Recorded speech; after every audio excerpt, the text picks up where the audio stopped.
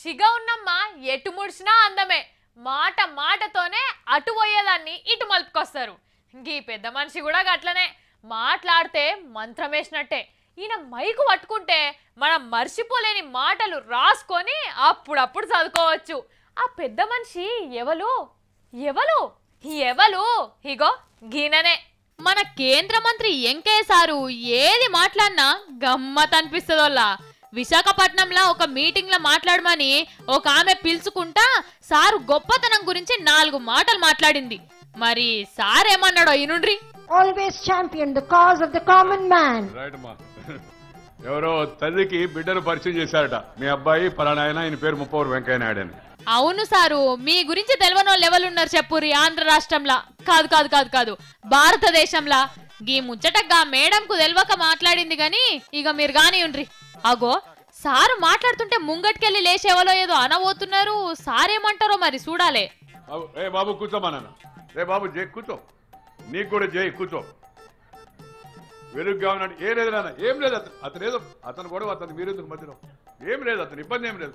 అబ్బా మొన్న కేసీఆర్ సార్ అన్నట్టే అనబడితివి. మీరు చెప్పినట్టే వదిలేసిండ్రు. ఇక గాని ఉండ్రి. అగో ఇటు బాజు మళ్ళా లేచిండ్రు ఎవలో. ఏం లేదు నాన్న. ప్లీజ్ దయచేసి ఎవరో హడావుడి చేయొద్దు. ఆ గాలి వస్తుంటుంది అప్పుడప్పుడు. మనం దాన్ని ఆపలేం కదా. ఎవరి స్థలాల్లో వాళ్ళు ఉండండి. పోలీసు కూడా కదలొద్దు ప్లీజ్. ఎవరి స్థలంలో వాళ్ళు ఉండండి. Stay back. Don't worry, nothing to worry. Visakha జనం ఇలాంటి వాళ్ళకి చరించరు.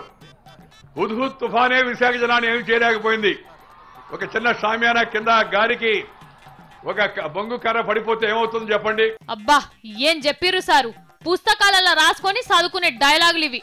అవును సారు, మన మోడీ సార్ పనితనం ఎట్లున్నదో జర చెప్పరాదు. జ్వరం పోతే శరీరం హుషారుగా ఉంటుంది, ఇంకా బాగా పనిచేస్తాం. అలాగే చిన్న చిన్న చేదు గుళికలు అవసరమైనప్పుడు పన్నులు పెంచాలా. కొందరు చెప్తున్నారు పన్నులు పెంచకూడదు, పన్నులు చేయకూడదు. ఇంక చేసేది ఏమని చెప్పండి. గోళ్ళు గిల్లుకుంటూ కూర్చుంటామా? పన్నులు పెంచాలా, అవసరమైనప్పుడు పన్నులు చేసి చూపించాలి జనానికి.